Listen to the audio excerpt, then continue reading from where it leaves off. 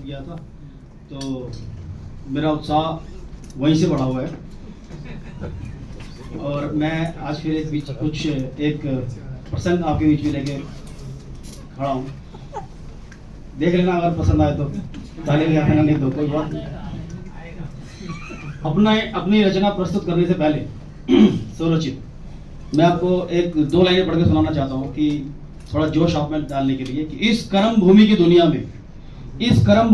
में श्रम सभी को करने हैं, ऊपर वाला सिर्फ लकीरें देता है, उसमें रंग हमी ने भरने हैं। जैसे कि आप इस समय देश के उत्तर क्षेत्र में हैं, जिसको का क्षेत्र बोला जाता है, और मैं इस क्षेत्र से संबंध रखता हूं क्योंकि मैं दिल्ली वाला हूं। आपने का क्षेत्र में लोगों को अक्सर बोलते हुए सुना होगा, ओ तेरी मुर्गा शुर्गा।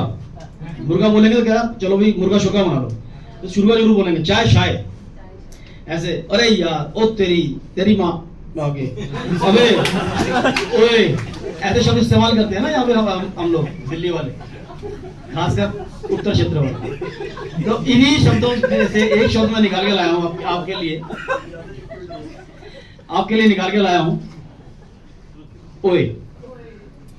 मैं कविता प्रस्तुत करने जा रहा हूँ और थोड़ा सा ध्यान देके सुनिए मेरी तरफ। एक महिला मुश्किल में।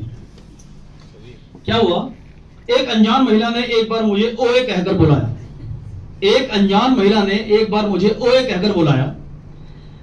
महिला के नौजवान साथी ने अपनी महिला साथी को गुस्से से घूरा और कहा, लोग पता नहीं कहां कहां से पढ़कर आते हैं, भला ओए कहकर भी किसी को बुलाते हैं।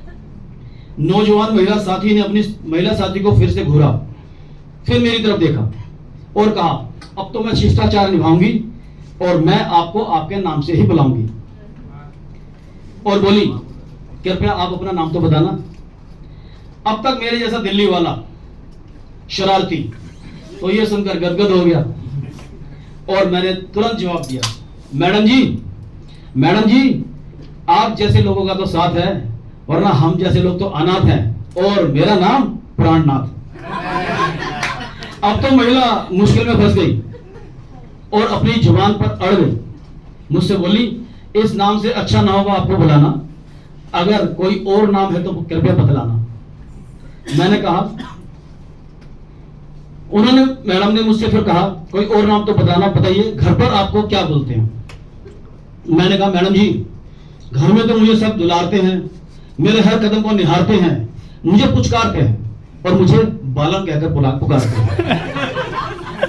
यह सुनकर मैडम जी ऊब गई, गहरी सोच में डूब गए। फिर से हिम्मत करके बोली, कुछ तो जुगत बिठाते हैं, चलो आपको आपके सरनेम से बुलाते हैं, अब आप अपना सरनेम तो बताओ।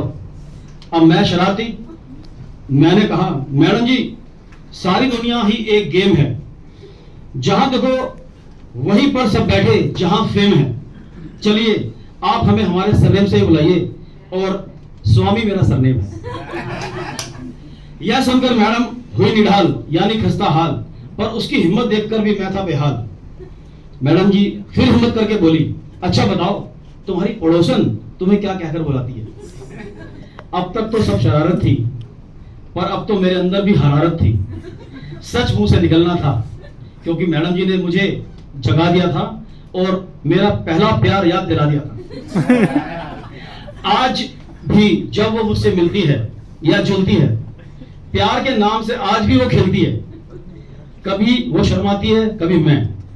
इसी शर्म के कारण हम मिल ना पाए, क्योंकि उस समय परिवार वाले बीच आए। पर आज भी जब वो मुझसे मिलती है, वो मुझे लव कहकर चल देती है। फिर से ज्यादा सुनकर मैडम जी कतराई और दांत भींचकर फिर भी मुस्कुराई। मैडम जी का पसीने से मेकअप उतर गया, पर मुझे मैडम जी में एक नया जोश नजर आया। मैडम जी फिर हिम्मत करके बोली, अच्छा तुम्हारी माँ तुम्हें क्या कहकर बुलाती है। मैंने कहा, मैडम जी, माँ तो माँ है, बिना बताए वो हर बात जान लेती है, मुस्कुराहटों में भी गम पहचान लेती है। मैं उसकी आन हूं और वो मेरी शान है। मेरी माँ मुझे जान कहकर बुलाती है। अब तक तो मैडम जी को समझ नहीं आया, पर उनके माथे पर फिर पसीना आया। फिर से बोली, रहने दो, पहले है ना बुझाओ, अब की बार सच सच बतलाओ कि मोहल्ले वाले आपको क्या कहते हैं, बताओ। अब तक तो हमें भी जोश आ गया था, जाने कहां से दिल जुबान पर छा गया था। जी मैडम जी, मोहल्ले में मैं सबका दिल बहलाता हूं। मैंने कहा जी मैडम जी, मोहल्ले में मैं सबका दिल बहलाता हूं। आधी रात को कोई पुकारे तो मैं दौड़े चले आता हूं, और मैं मोहल्ले में साजन के नाम से जाना जाता हूं। यह सुनकर मैडम जोर से चिल्लाई और बोली, ओए, मेरी शराफत का फायदा उठा रहा है और मुझे हर बार कायदा पढ़ा रहा है। अभी बताती हूं तुझे, तूने मेरी उड़ाई बहुत है खिल्ली, अब और नहीं, ओए ही सही, क्योंकि मैं भी वही पली हूं जहां है दिल्ली। धन्यवाद। कि हमारे बुजुर्ग क्या कह गए हैं मासूस लोगों के लिए, वो ये कह गए हैं, भाई काम करो तो ऐसा करो कि सामने वाला कहे तू रहने दे, हम खुद कर लेंगे। धन्यवाद। और इसके बाद मैं अगले कवि को जो कविता प्रस्तुत करने आ रहे हैं, बुलाने जा रहा हूं डॉक्टर परवीन एस। आइए, उनकी कविता